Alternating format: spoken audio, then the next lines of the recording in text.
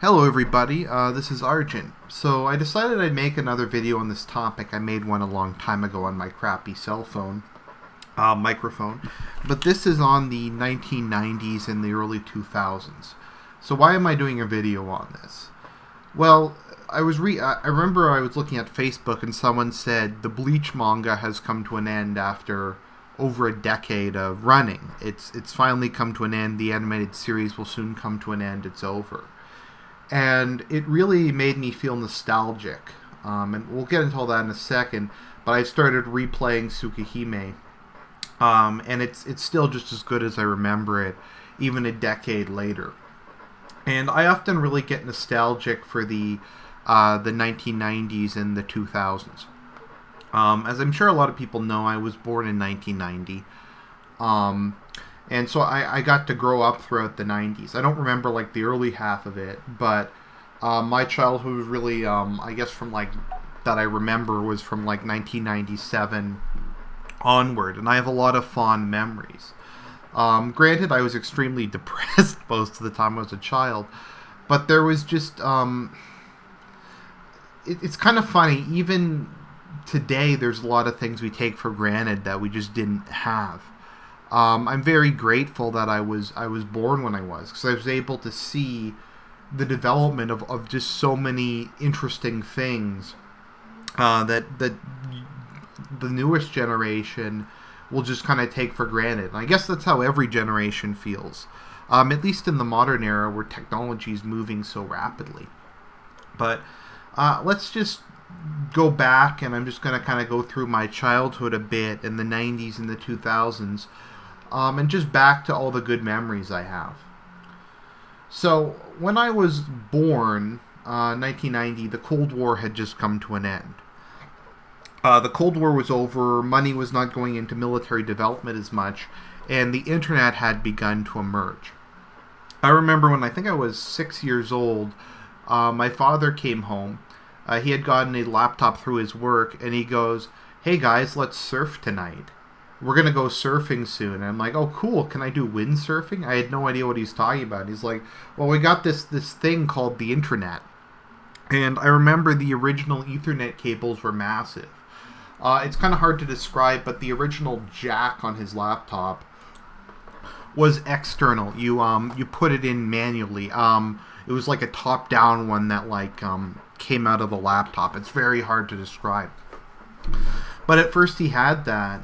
And I remember looking at it and going, what's the point of using this? This was kind of before Google was really as big as it was. I'm like, so we have to get all these web addresses and type them in manually.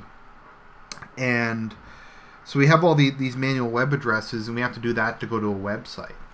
So we had that during this era. This was pretty much when most websites were just text.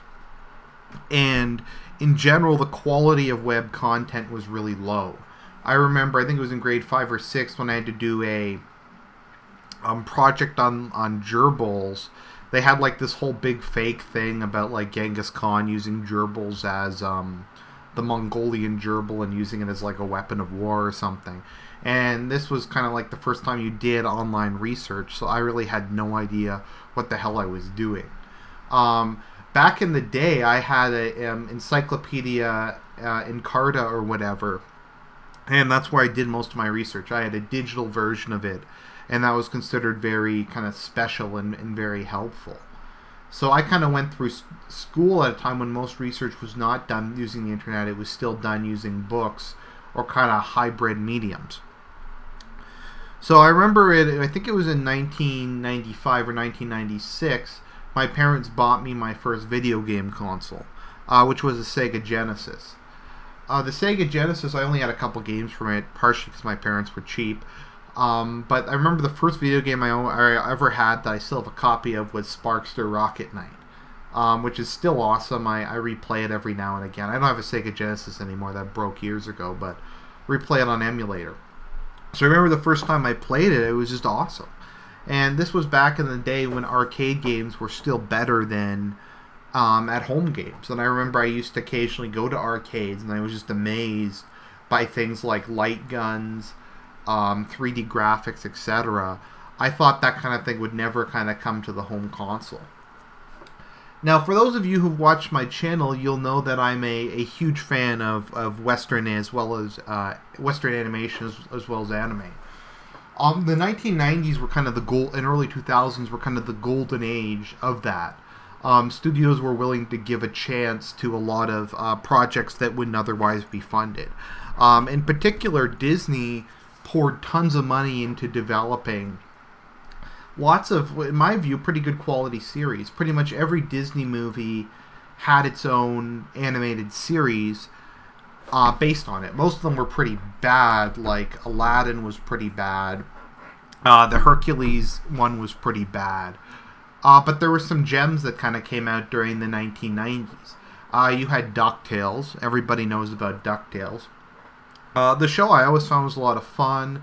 The intro was a lot of fun. It was just a good, solid thing. You wouldn't see something like that today. People aren't willing to take a risk on some weird Indiana Jones-esque adventure show. We had Darkwing Duck. Always loved Darkwing Duck. I remember that was the first coloring book I ever got, was a Darkwing Duck coloring book. Darkwing Duck, for those of you who aren't aware, it kind of takes place in the DuckTales universe, but it's a satire of Batman, where instead of Batman, you have Darkwing Duck. And his main weapon is a gas gun. So that was a lot of fun.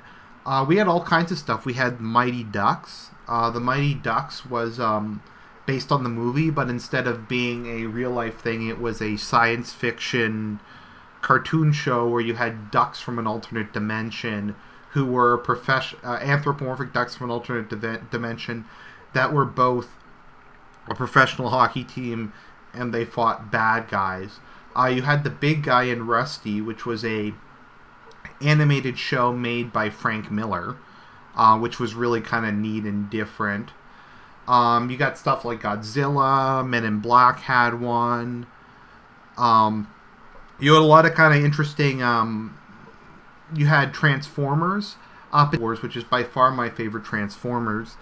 It had the most developed characters. It had that kind of original, unique CGI style that I think it looks better than modern CGI, to be honest.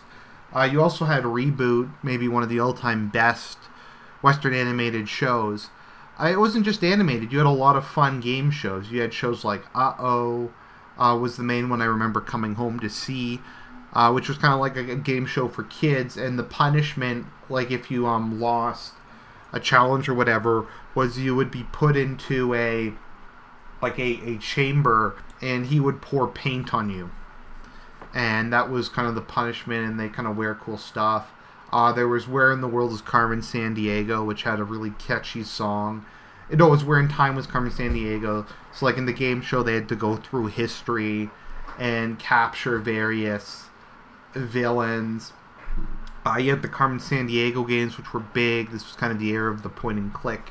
You had the Jumpstart games, particularly Jumpstart Grade 3. There's still kinds of like cool stuff. You saw a lot of just kind of innovation. People were really willing to take chances. And I mean, if you look at the number of animated TV shows that came out during the 1990s, oh yeah, Gargoyles was the other big one. And you compare that in the early 2000s to what we have today. What do we have today? We have My Little Pony Friendship is Magic and Teen Titans Go, which is kind of a pale shadow of the original Teen Titans, which is probably my favorite animated show of all time. So you had all this kind of innovative stuff. They were willing to take a chance. They were willing to give anybody their own animated show.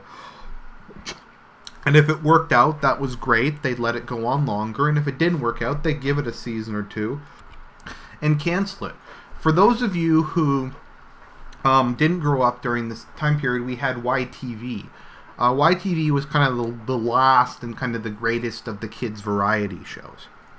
You had hosts who would do crazy things in between TV shows. They'd normally talk about the TV show. They'd normally have little skits. They'd have pranks. They'd have contests, that kind of thing.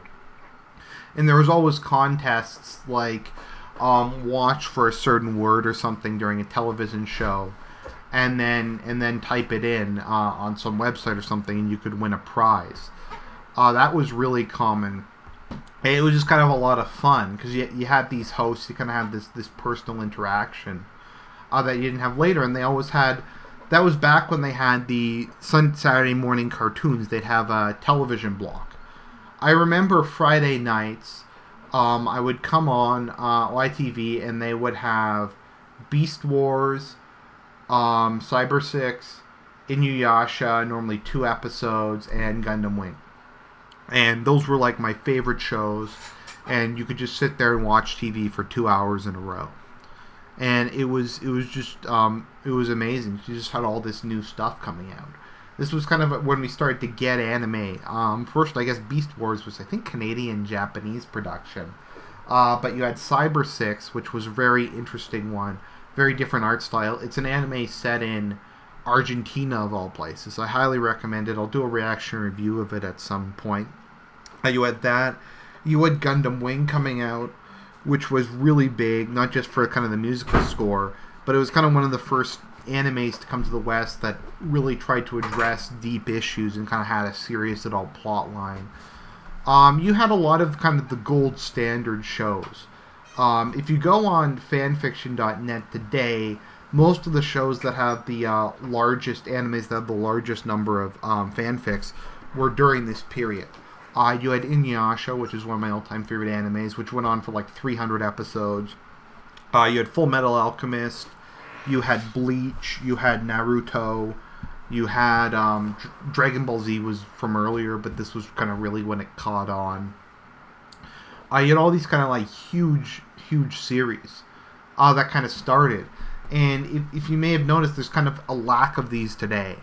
Naruto and Bleach only recently ended after over a decade of being published, and Naruto's still going on in one form or another, and there hasn't really been much to take its place. Also during the 1990s, we had Evangelion, we had Nadia, Secret Blue Water, we had all these like just kind of really innovative different things. I kind of view it as an era when anime was once again willing to kind of take more chances, was willing to kind of invest in things that were a little different. By different, I don't mean just like completely weird, bizarre apeshit stuff, but a lot of kind of the tropes and genres were a bit less established, and I think the whole thing was a lot better for it. This was also the era when we had the first 3D video games. This is when the PS1 came out, the N64 came out. I remember when I first got an N64, the first game I got was Mario Kart 64, and I was just astounded by how great it was. I had never seen anything like it. It was in full 3D. The other first games I got was Quest 64, which a lot of people give bad reviews to, and it is a very weird game. It kind of reminds me of an early Dark Souls game. It's this weird hybrid combat, this weird kind of surreal, minimalist story, this kind of strange game, but I loved it. It was one of the kind of the first RPG games, JRPGs I ever played. There was, of course, Zelda, and Ocarina of Time I think still looks pretty good, and it still holds up. The fact that they keep porting it to everything and they keep doing remakes if it says something. It was one of the first games to really take advantage of what 3D gaming could be like. What the new cartridges with a lot more memory could be like. You had these much more expansive, big games. Ocarina of Time was really long. Even by today's standards, you had all these different environments. You had like a fully orchestrated musical score. You had a deep, rich lore. It was just amazing to me. I remember as a kid just replaying the game over and over again, so I had never seen anything like it. And this was back when everyone was in school. And people say, oh, you autists, you all play video games. Well, this was back when everybody played them. And everyone would get a game when it came out. And this was kind of before strategy guides or the internet was so big. So everyone would come into school and we'd swap strategies. We'd talk about like, oh, this is how you beat Volvagia. This is how you beat Morpha. Oh, I'm stuck in this part in the water temple. Why don't you come over to my house on the weekend and we'll figure it out? And you had all this kind of fun stuff going on. And so you had that. What else did I get for the N64? Majora's Mask. I remember getting it when it came out, so I guess I was 8 at the time. And I got it. It was the first game I got with a strategy guide, which was very critical, so I had no idea what I was doing. To get through the first 3 days, just because my parents kept kicking me off the upstairs TV before I had time. Majora's Mask was a game where I left my N64 on all day.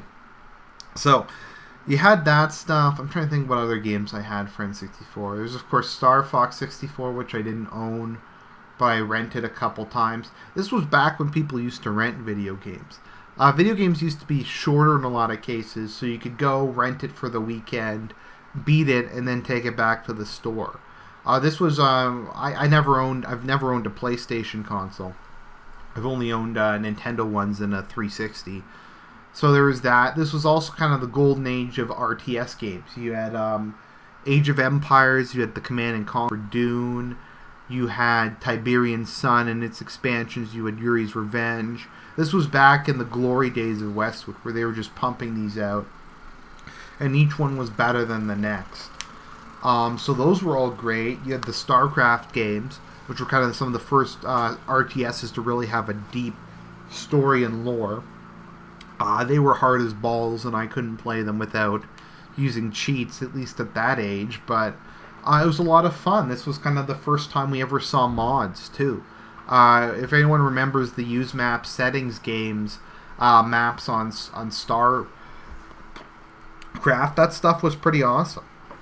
And then when I got into high school, I got my GameCube. First game I ever had on GameCube was Metroid Prime, and it's still, I think, one of the best looking video games I've ever played. Has amazing music, amazing gameplay, amazing atmosphere, and the graphics, I think, still hold up. If you ever get a chance to play Metroid Prime, I was stunned by it. And then stuff just kept getting better and better. We had the re-release of Ocarina of Time and Majora's Mask on GameCube. We had stuff like Resident Evil 4, Wind Waker, which a lot of people hated, but I loved. And just the GameCube had a lot of great games. Robotech Battle Cry. This was also the age when we had Game Boy. We had the Pokemon. I remember when the Pokemon games first came out. I got a Pikachu Game Boy with Pokemon Yellow. I was amazed by it. I had so much fun playing that. Then I remember I got a Game Boy Advance with Castlevania Circle of the Moon.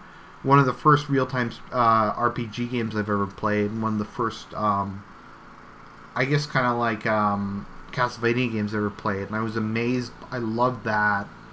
I got a whole bunch of games. That was when Mega Man Battle Network came out, which is one of my all-time favorite video game series. Just more and more Pokemon games. Nintendo just kept cranking hit after hit after hit out. You had Fire Emblem 7 come out, aka Fire Emblem 1 in the West. You had Sacred Stones. You had Path of Radiance. It's just Nintendo could do no wrong during this time period. They just kept releasing hit after hit after hit. And this is also when anime came out. I remember watching the first episode of Naruto when it was released. And it's kind of amazing because of how long it's gone on. But I remember watching the first episode and it's going, this is amazing. And I actually watched Naruto the entirety of the pre-Shippuden show, up to including all of Filler Hell. I watched all of Filler Hell. I've never seen Shippuden just because it's too long. I watched every episode of Inuyasha. I watched Bleach for the first two seasons, and then it just got turned to complete shit. Bleach was one of the fastest just downgrades in history. That was when libraries first got manga. I remember reading Death Note as it was released. I remember reading One Piece as it was released. Just all this stuff that has continued on for so long. Full Metal Alchemist as it was released. Hellsing as it was released. So many just kind of like great iconic anime series. It's really when it started to become a big thing in the West. And I guess kind of what I'm playing at the moment is Tsukihime, which was kind of one of the first kind of uniquely Japanese things to come out, was the stuff type Moon Maze. Now, Tsukihime, which I'll do a reaction review of at some point, is a visual novel. It's a video game that's not really a video game per se. You read through it, there's some images and music, and you can make decisions every now and again. But it's a great story. Fate Stay Night is also excellent. And they had this really deep thing, and it was kind of this secret that we'd pass around from person to person. This is also when MP3 players started coming out. I remember the original iPod. This is also when cell phones started, like everyone started to have cell phones. This was back when you only had like 200 texts a month, and you had to do texting on your crappy phone that didn't even have a keyboard. So, I just remembering all this stuff back when we used to listen to 90's, back before YouTube. I remember watching the first AVGN videos when they came out. The first one I ever saw was the Power Glove one, and I was hooked from there on. So this video didn't really have a particular purpose. I just, with Bleach ending and with Naruto ending last year, I just wanted to take you back to the past when all this new stuff was coming out, and now we're kind of entering this stagnation phase where people just aren't really as willing to take risks on anything anymore. People aren't willing to take risks. It's just kind of flatlined. Anyways, I hope you guys enjoyed this. More content to come, and I'll talk to y'all later.